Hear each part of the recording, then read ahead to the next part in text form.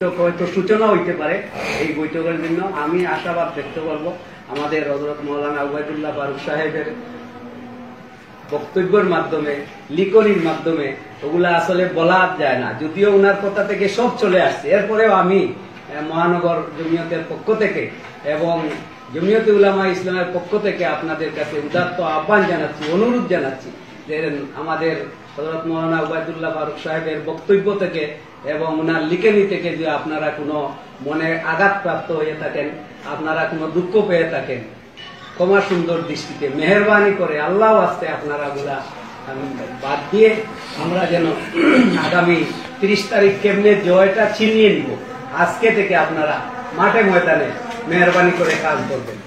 আমাদের উত্তর জেলার আজকের সভাপতি আপনাদের আমির সাহেব বক্তব্য রাখবেন এবং আমি দাওয়াত দিচ্ছি, আজকেও সরোবর বাজার জনসভা আছে, আপনাদের পক্ষ থেকে যতজন পারেন বক্তব্য দিবেন এবং আজকে থেকে যেন আমরা মাঠে ময়দানে আমরা থাকি, এই আশাবাদ ব্যক্ত করছি। মেহরবানি করে পিছনটা আর আপনারা এই বা ঈদের ভুলেছেন ওগুলা যেন আপনারা একারে ভুলি যাই। 18 বছর থেকে কিন্তু উনি কোনো কথাবার্তা বলেন না।